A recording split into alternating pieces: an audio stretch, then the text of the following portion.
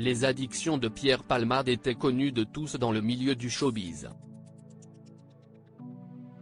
Le 10 février dernier, l'humoriste de 54 ans s'est retrouvé impliqué dans un grave accident de la route, survenu en Seine-et-Marne, qui a fait 3 blessés graves.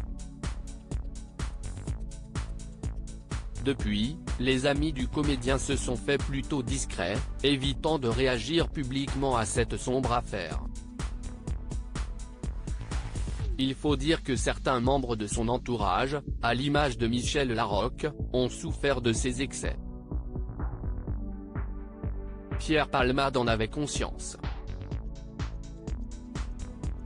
Dans son autobiographie dite À mon père que je suis célèbre, parue aux éditions HarperCollins en 2019, il admettait avoir fait du mal à son acolyte de l'époque.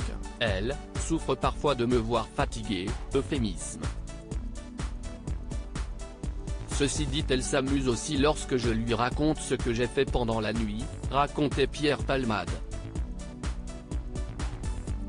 Si Michel Larocque s'est souvent sentie impuissante face aux excès de l'humoriste, elle est tout de même restée présente pour son camarade. Et elle n'est pas la seule. Dans les coulisses des Enfoirés, Jean-Jacques Goldman a lui aussi été témoin des addictions du comédien. Pour autant, il a décidé de ne pas juger celui qui a rejoint la troupe en 1993. Jean-Jacques m'a toujours pardonné, notamment lorsque j'arrivais dans un sale état pour le concert des Enfoirés. Il m'a pris sous son aile, s'était souvenu Pierre Palmade dans son livre paru en 2019. Et de relater une conversation qu'il a eue avec l'interprète de Comme toi, tu es plus abîmé qu'emmerdant, me disait-il. Aux yeux de l'humoriste, le père de Michael Goldman a d'ailleurs fait partie de ses substituts partenaires très importants.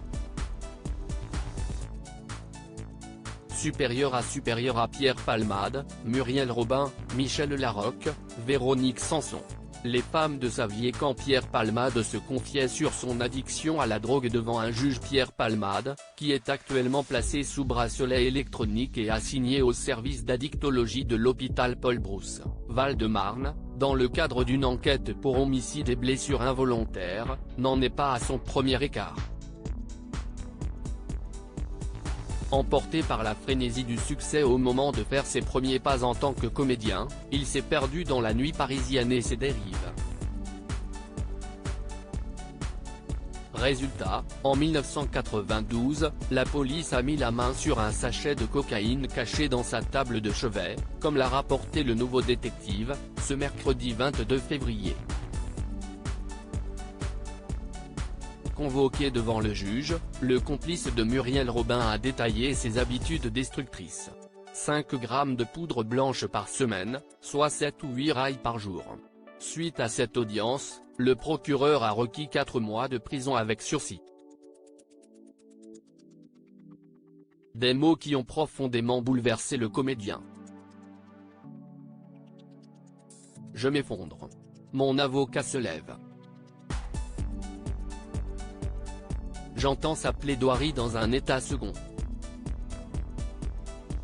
Il plaide la jeunesse, la fragilité. Je ne sais plus. Il se passe 8 jours entre le procès et le verdict. 8 jours pendant lesquels j'ai sérieusement envisagé de mourir si on me parlait de prison. Même avec sursis, a écrit Pierre Palmade dans son autobiographie dite À mon père que je suis célèbre. Finalement, l'humoriste a été condamné à 10 000 francs d'amende. Crédit photo, agence.